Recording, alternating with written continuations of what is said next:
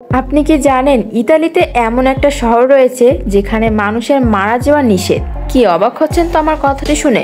শুধু কি তাই, এটি এমন একটি দেশ যেখানে বাচ্চা জন্ম দিয়ে আপনি হয়ে যেতে পারেন কোটিপতি। এমনকি এদেশে মেয়েরা একটি বিশেষ কারণে ভারত এবং বাংলাদেশের ছেলেদেরকে অনেক বেশি পছন্দ করে। আর এই বিশেষ কারণটি জানলে আপনি কিন্তু অবাক হয়ে যাবেন। এখানকার ছেলেরা বিয়ের পর মেয়েদের একটি বিশেষ জিনিস পরীক্ষা করে দেখেন, মেয়েটি এখনও ভার্জিন কিনা। কিন্তু কিভাবে? সেখানে এমন অদ্ভুত অদ্ভুত আর ইন্টারেস্টিং সব নিয়ম রয়েছে যা আপনাকে একেবারে চমকে দেবে। তো চলুন শুরু করা যাক আজকের ভিডিও।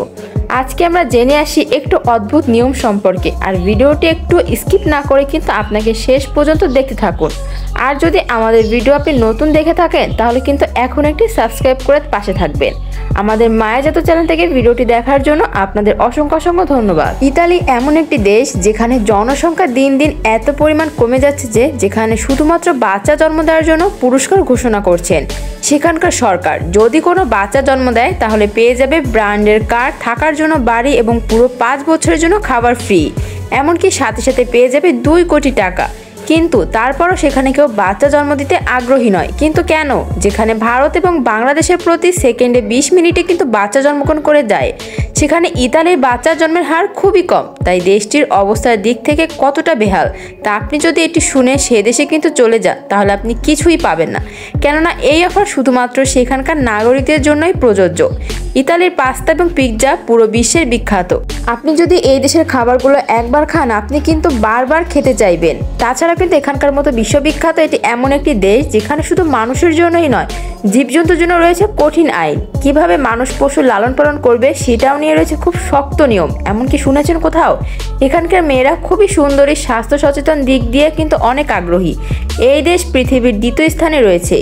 ইতালিতে রয়েছে 3টি সক্রিয় আগ্নেয়গিরি। আপনি সারাদিন রেল স্পঞ্জ বাচ্চাদের নামক যে জুতা পরে আরামদায়ক অনুভব করেন সে জুতার নিচে কেউ চাইলেই পড়তে পারে না। তবে এই জুতা শুধুমাত্র সমুদ্রে গেলে আপনি পরতে পারবেন। পরে আর যদি অন্য স্থানে এই জুতা কেউ পরে তাহলে তাকে মোটা অঙ্কের জরিমানা গুনতে হবে। এছাড়াও ইতালিতে যদি কোনো ছেলে স্কার্ট পরে সেটা যে কোনো কারণে হোক না কেন তাকে কিন্তু $5,000 জরিমানা দিতে হয়। কেন? এটি কিন্তু এই দেশটিতে একেবারেই নিষিদ্ধ। এখন আপনি হয়তো ভাবছেন ছেলেরা আবার স্কার্ট পরে নাকি, কিন্তু অন্যান্য দেশে এ নিয়ে কোনো নিয়মই নেই। কিন্তু ইতালিতে নিয়ে রয়েছে এরকম কঠিন সব নিয়ম।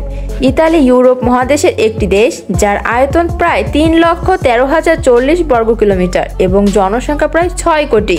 এখানে বিভিন্ন ধর্মের মানুষ বসবাস করে, যার মধ্যে এখানে রোমান ক্যাথলিকের সংখ্যা সবচেয়ে বেশি। ইতালির রাজধানী রোম শহরের সবথেকে পুরাতন এবং সবথেকে বড় শহর, প্রায় 3,000 বছরের পুরনো শহরটি। তবে এই শহরে কিন্তু 1871 সালে শহরটিকে ইতালির রাজধানীতেই ঘোষণা করা হয়। তোমার সময় এটি ইতালির রাজধানী। এখানকার বেশিরভাগ মানুষই ইতালিয়ান ভাষায় কথা বলে। ইতালি এমন একটি দেশ 2টি দেশকে চারদিক থেকে সম্পূর্ণভাবে ঘেরাও করে রেখেছে। আর এই দেশে 2টি হলো ভ্যাটিকান সিটি এবং সামরিচন্ন সিটি। হ্যাঁ, ঠিকই শুনেছেন, ভ্যাটিকান সিটি হচ্ছে ইতালির রাজধানী। রোমে অবস্থিত ছোট্ট একটি দেশ কিন্তু এই দেশটি এতটাই ছোট যে বাংলাদেশে একটি গ্রাম থেকেও ছোট। তাহলে আপনারা বুঝতেই পারছেন যে বাংলাদেশের গ্রাম কতটা ছোট হতে পারে। তার থেকেও ছোট কিন্তু এই দেশটি। তবে এই দেশটি কিন্তু অনেক সুন্দর। তবে এই দেশের দিক থেকে কিন্তু পারেন ইতালিতে এমন একটি নিয়ম রয়েছে যেটা জানার পর আপনিও কিন্তু পশুপালনের কথা চিন্তা করতেও ভয় পাবেন। আপনি যদি ইতালিতে বসবাস করেন এবং সেখানে যদি কোনো পশু লালন পালন করেন তাহলে সেটিকে নিজের সন্তানের মতোই খেজমত করতে হবে, তার দেখভাল করতে হবে, তাকে যত্ন করতে হবে, নিজে না খেয়ে তাকে খাওয়াতে হবে। একটু অবাক হচ্ছেন তাই তো? একটু অবহেলা করলেই কিন্তু আপনাকে সরাসরি জেলে পাঠিয়ে দেওয়া হতে পারে। শুধু তাই নয়, আপনার সন্তানকে মাসে যদি একবার ঘুরতে নিয়ে যান না, তবে দিনে অন্তত 3 বার সেই পশুটিকে নিয়ে বাইরে যেতে হবে। এখানে অ্যানিমাল রাইটের উপর অনেক বেশি জোর দেওয়া হয়। আপনি কি জানেন এমন একটি শহর রয়েছে যেখানে মানুষ মারা যাওয়া সম্পূর্ণ নিষেধ? এই কথা শুনে আপনি নিশ্চয়ই অবাক হচ্ছেন আর ভাবছেন কে কখন মারা যাবে সেটা একমাত্র সৃষ্টিকর্তা ছাড়া আর কেউই জানেন না। কিন্তু এই আজব নিয়ম দেখতে পাবেন শুধুমাত্র ইতালিতে। তেলিকোনা ট্রেসমি কোনো শহরে যেখানে মারা যাওয়া একেবারেই নিষেধ। কেননা সেখানে কিন্তু কাউকে কবর দেওয়ার জন্য কোনো কবরস্থানই নেই। কিন্তু যে মারা যাবে সে কি জানে সে কি আর কোথায় মারা যাবে? সত্যি এটি একটি অদ্ভুত নিয়ম। ইতালি অনেক উন্নত একটি দেশ আর এখানকার কিন্তু মানুষজন তাদের দেশকে মন থেকে অনেকটাই ভালোবাসে। তাই এখানকার মানুষ তাদের ছোট্ট বড় লোকের শহরকে কিন্তু মেনে নিয়ে চলে। আর নামান্তরণ সেখানে এতই কঠিন আইন রয়েছে যে মানতে বাধ্য বাধ্য হয়।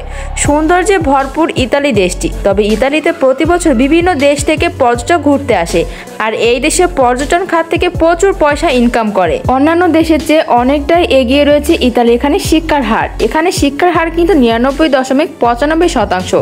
এখানে কিন্তু ভুলগানা ইউনিভার্সিটি ইউরোপের সবচেয়ে পুরাতন ইউনিভার্সিটি। এত উন্নত হওয়ার পরেও আপনি আসলে অবাক হবেন যে এখানকার সম্পূর্ণ জনসংখ্যা 1% জীবনে কোনোদিনও ইন্টারনেট ব্যবহারই করেননি। এতই উন্নত দেশ হওয়া সত্ত্বেও এখানে অনেক অদ্ভুত কুসংস্কারও কিন্তু রয়েছে, যা অন্য কোনো দেশে দেখা যায় না, এবং সেগুলো পালন করা হয়। যেমন ঝাড়ু দেওয়ার সময় কারো পায়ে যদি সেই ঝাড়ু লাগে তাহলে মনে করা হয় তার আর কখনো বিয়েই হবে না। বিয়ের সময় নতুন বউ যদি গোলাপি রঙের আন্তবাস না পড়ে তাহলে মনে করা হয় বিয়ের আগে তার অবৈধ সম্পর্ক ছিল। স্বামীর প্রতি তার কোনো সম্মানই নেই। এরপর শুধুমাত্র এই সামান্য কুসংস্কারের কারণেই কিন্তু অনেকের ডিভোর্স পর্যন্ত হয়ে যায়। এছাড়াও সেখানকার সাইনবোর্ড কিংবা ব্যানারে কোথাও 17 নম্বর দেখতে পাবেন না, কেননা সেখানে 17 নম্বরের অর্থ হচ্ছে রোমান ভাষায় আমি আপনার জীবনে সম্পূর্ণ উপভোগ করে ফেলেছি। এখানকার মানুষ ফুটবল খেলা অনেক বেশি পছন্দ করে। এখানকার তরুণ বয়সী ছেলেদেরকে বিভিন্ন জায়গায় ফুটবল খেলতেও দেখা যায়। পুরো ইউরোপের মধ্যে ইতালি একমাত্র দেশ যেখানে অনেক বেশি ভূমিকম্প হয়, এমনকি এখানে সবচেয়ে বেশি অগ্নিগিরিও রয়েছে। আপনি কি জানেন কোথা থেকে পিৎজা তৈরি হয়েছিল? 1800 শতাব্দী থেকে ইতালিতে পিৎজা শুরু হয়। সেখানকার পিৎজা পৃথিবীর মধ্যে পুরো বিখ্যাত হয়ে ওঠে। ইতালি পৃথিবীতে সবচেয়ে বেশি উৎপাদন করে এবং বিভিন্ন দেশে রপ্তানি করে, কেননা এই দেশকে অনেক উন্নত মানের মনে করা হয়। আর বিভিন্ন দেশের মানুষ এগুলো কিন্তু অনেক টাকা দিয়ে কিনে থাকে। আর এখানকার মেয়েরা খুবই আকর্ষণীয়।